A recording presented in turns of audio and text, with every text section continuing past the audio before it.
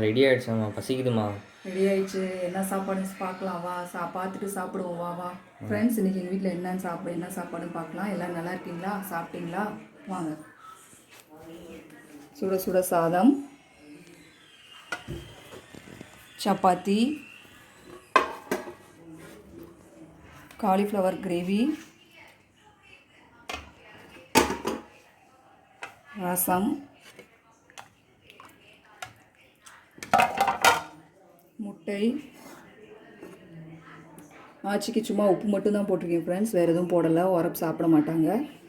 இது டயட்டில் இருக்கவங்களுக்கு முட்டை. எங்கள் வீட்டில் டயட்டில் கொஞ்சம் இருக்காங்க, அவங்களுக்குலாம் முட்டை வேக வச்சது. இது ஆச்சிக்கு ரசம் உரப்பு இல்லாமல் எடுத்து வச்சது. கொஞ்சம் கிரேவியில் கொஞ்சம் தண்ணியாக உரப்பு இல்லாமல் ஆச்சிக்கு எடுத்து வச்சுருக்கேன் ஃப்ரெண்ட்ஸ்.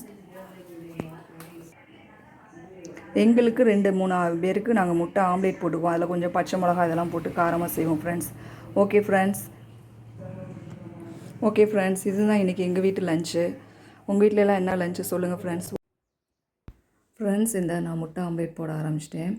எனக்கு, என் பையனுக்கு, எங்கள் அம்மாவுக்கு, எங்கள் 3 பேருக்கு மட்டும் முட்டை ஆம்லேட் போட்டேன். அது வெங்காயம் எண்ணெய் போட்டு எண்ணெயில் கொஞ்சம் நல்லா வதங்கினோடனே உப்பு போட்டு மிளகுத்தூள் போட்டு ஆம்லேட் போட்டு எடுத்தாச்சு. தினமும் எப்போ பார்த்தாலும் அவிச்ச முட்டையை சாப்பிட்டு எனக்கு வெறுப்பாகிடுச்சு ஃப்ரெண்ட்ஸ். சரி, இன்றைக்கி அவங்களுக்கு மட்டும் அவிச்சிருவோம், நமக்கெலாம் வேண்டாம் அப்படின்னு சொல்லிவிட்டு எங்களுக்கெலாம் ஆம்லேட் போட்டோம் ஃப்ரெண்ட்ஸ். அதுக்கப்புறம் சாதம் அதெல்லாம் வச்சு சாப்பிட்டோம், நல்லா இருந்துச்சு. எங்கள் வீட்டில் இன்றைக்கி ஒன்று நடந்தது சொல்கிறேன் ஃப்ரெண்ட்ஸ். நான் பெட்ரூமில் இருந்தேன். அப்போ என் ஹஸ்பண்ட் வந்து உனக்கு ஒரு வீடியோ கிடச்சிருக்கு அப்படின்னு சொன்னார். என்ன அப்படின்னு, போய் பாரு வீட்டுக்குள்ளே ஒரு சிட்டுக்குருவி வந்திருக்குது அப்படின்னு சொல்லி. வீட்டுக்குள்ளேயா அப்படின்னு நான் ரொம்ப ஷாக் ஆகிட்டேன். ஆமாம், வீட்டுக்குள்ளே வந்திருக்குது, போய் பாரு அப்படின்ட்டு போய் பார்த்தா அந்த கதவுக்கிட்ட அழகாக குட்டி சிட்டுக்குருவி, ரொம்ப குட்டி அழகாக இருந்துச்சு. அது என்னை பார்த்தோன்னே பறந்து அந்த ரூம்குள்ளே ஓடிச்சு. சரி, நான் ஃபோன் எடுத்துகிட்டு மெதுவாக சைலண்ட்டாக சத்தமே இல்லாமல் போய் எடுக்கலாம் அப்படின்னு சொல்லிட்டு மெதுவாக போய் எடுக்கிறேன். அப்படியும் பார்த்துட்டு மாடிக்கு பறந்துருச்சு. ஃபுல்லாக கதவெல்லாம் பூட்டி வச்சிட்டோம் நாங்கள். மாடி எல்லா கதவையும் சுற்றி பூட்டிட்டோமா, அதால் வெளியே போக முடியல. ஜன்னலையும் பூட்டியாச்சு. அதனால் அதை வெளியே போக முடியல. சுற்றி எல்லா ரூமுக்கும் பறந்து போயிட்டே இருந்துச்சு. நானும் எல்லாம் ஒவ்வொரு ரூமாக போயிட்டே தான் இருக்கேன் ஃப்ரெண்ட்ஸ். என்னால் எடுக்கவே முடியலை. என்னடா செய்யுது அப்படின்னு சொல்லிட்டு, சரி என்னால் முடியல அப்படின்னு சொல்லிட்டு இவர்கிட்ட வந்து சொன்னேன். எனக்கு ரொம்ப டயர்டாயிடுச்சு, ஒரு வீடியோ கூட எடுக்க முடியல, எவ்வளோ மெதுவாக போனாலும் என்னால் எடுக்க முடியல, அது பார்த்துருது, கண்டுபிடிச்சிருது, சின்ன சத்தம் கூட அதுக்கு அழகாக கேட்குது அப்படின்னு சொல்லிட்டு, நம்ம கொலுசு சத்தம் கூட அது கேட்டுருது அப்படின்னு சொல்லி.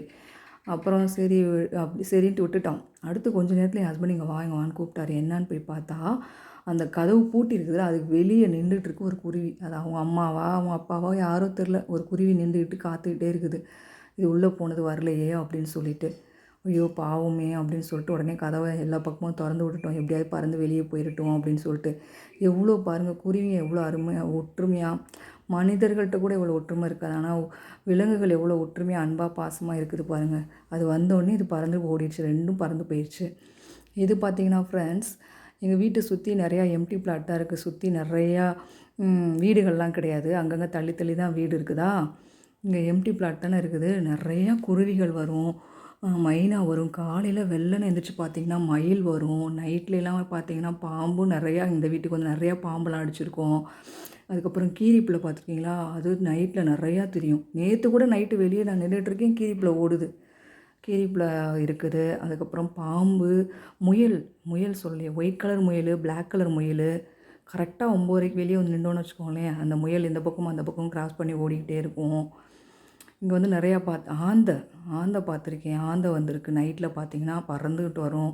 கிளி, மைனா, குயில் எல்லாமே நமக்கே தெரியாது. நிறையா டிஃப்ரெண்ட்டாக அழகழகாக இருக்கும். இந்த குருவியை எடுத்துகிட்டு இருக்கும்போது ஒரு குருவி வந்துச்சு, அழகாக இருந்துச்சு, கலரே சூப்பராக பிளாக்கு, அதுக்கு தலையில் ரெட் கலரில் அழகாக இருந்துச்சு.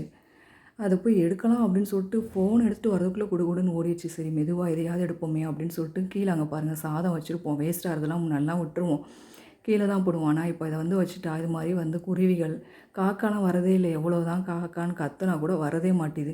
இப்போ இது மாதிரி குருவி, அதுக்கப்புறம் இது இருக்குது பாருங்கள், அணில், அதுங்கெல்லாம் வந்து சாப்பிட்டு போதுங்க. சரி பரவாயில்ல, அதுவாவது சாப்பிடுதே அப்படின்னு சொல்லிட்டு இப்போ எது வேஸ்ட்டானாலும் வடை அழகாக குட்டி குட்டியாக பிச்சு வச்சுருவோம் நாங்கள். வடையெல்லாம் இந்த அமாவாசை அப்போல்லாம் எங்கள் அப்பா அது விரதம் இருப்பாங்களே, அப்போ அதெல்லாம் செஞ்சு பிச்சு வச்சுருவாங்க. அது அழகாக வந்து சாப்பிட்டுட்டு போயிடுங்க. மஞ்சக்கட்டெலாம் நாங்கள் அவ்வளோவா சாப்பிட மாட்டோம், அதெல்லாம் வச்சுருவோம், சாப்பிட்ருங்க. எது சாப்பிடுதுலாம் தெரியாது, நம்ம சைலண்ட்டாக மெதுவாக போகிற நேரம் பார்க்கலாம், இல்லாட்டி நம்ம சத்தம் கேட்டோன்னே எல்லாம் பறந்து ஓடிடும் ஃப்ரெண்ட்ஸ். நம்ம ரொம்ப மெதுவாக கவனமாக நம்ம எப்படியாவது வீடியோ எடுக்கணும். ஆனால் பொறுமை வேணும். அனிமல்ஸ்லாம் வந்து பேர்ட்ஸ்லாம் வீடியோ எடுக்கணும் ரொம்ப பொறுமை வேணும். ரொம்ப பொறுமையாக வந்து எடுக்கணும். அதுக்கப்புறம் ஃப்ரெண்ட்ஸ் சாப்பிட்டு முடிச்சோன்னே எங்கள் அப்பா குலோப்ஜாம் வாங்கிட்டு வந்தாங்க. குலோப்ஜாம் சாப்பிட்டு படுத்தாச்சு. சாயந்தரமா எழுந்திரிச்சு ஒரு 5 மணிக்கு சாத்துக்குடி வாங்கிட்டு வந்திருந்தோமா, சரி அதை ஜூஸ் போடலாம் அப்படின்னு சொல்லிட்டு எடுத்து அவ்வளோ ஒரு ஹார்டு, ரொம்ப ஹார்டாக இருக்குது. புளியவே முடியல. வெயில் காலத்துக்கு பழம் அப்படி காஞ்சு போய் கிடந்துச்சு. ரொம்ப கஷ்டப்பட்டு என்னால் புளியவே முடியல. நீ வந்து புளிடான்னு சொல்லி என் பையனை கூப்பிட்டு புளிய சொன்னால் அவனே புளிய முடியல. அம்மா பயங்கர ரஃப்பாக இருக்குது, இவ்வளோ ரஃப்பாக இப்படி இருந்தால் எப்படிம்மா அப்படின்னு சொல்லிட்டு அவனே புளிஞ்சிட்டு எனக்கே நெஞ்சே வலிச்சிருச்சு அப்படின்னு சொல்லிட்டான். எனக்கே கஷ்டமாயிடுச்சு. அவன் அவ்வளோவா ஒழுங்காக சாப்பிடவும் மாட்டான். அவனுக்காக தான் ஜூஸ் புழிஞ்சதே. அது பாருங்கள், நான் 5 6 பழம் புழிஞ்சேன். பார்த்தீங்கன்னா இவ்வளோ தான் வந்திருக்குது. நான் அதான் யோசித்தேன், கொஞ்சம் தண்ணியில் கொஞ்சம் நேரம் ஊற போட்டு தான் கொஞ்சம் சாஃப்டாக இருக்கும், புளிய ஈஸியாக இருந்திருக்கும்னு நினச்சேன். இனிமேலாம் வர பழங்கள்லாம் அப்படி தான் இருக்கும். அப்படி தான் செய்யணும் ஃப்ரெண்ட்ஸ். அதுக்கப்புறம் நைட்டுக்கு மாவு இல்லை, தோசை மாவு. சரி என்ன பண்ணுறது, கம்பு, கேப்பை, சோளம், ரவை இதெல்லாம் போட்டு ஒரு 1/2 மணி நேரம் ஊற வச்சுட்டு தோசை ஊற்றி கொடுத்தேன். இவன் என்னடானா ஒயிட் தோசை தான் வேணும், ஒயிட் தோசை. இவன் எப்போ பார்த்தாலும் என் பையன் அதுதான், இல்லைடா கொஞ்சம் நெய் ஊற்றி அதே மாதிரி நல்லா தாண்டா இருக்கும், சாப்பிட்டு போகிறான்னு சொல்லி ஃபோர்ஸ் பண்ணி எப்படியாவது ஏமாற்றி சாப்பிட்றா அப்படின்னு சொல்லி சாப்பிட வச்சாச்சு. 2 தோசை தான் சாப்பிட்டான். அவன் எப்போவுமே அளவு அந்த ஒயிட் தோசைனா 3 சாப்பிடுவான், அவனுக்கு ரொம்ப பிடிச்சிச்சுன்னா. இது 2 தான். சரி போ, சத்துள்ளது போயிடுச்சேன்னு விட்டாச்சு. ஓகே ஃப்ரெண்ட்ஸ், பாய். லைக் பண்ணுங்கள், ஷேர் பண்ணுங்கள்.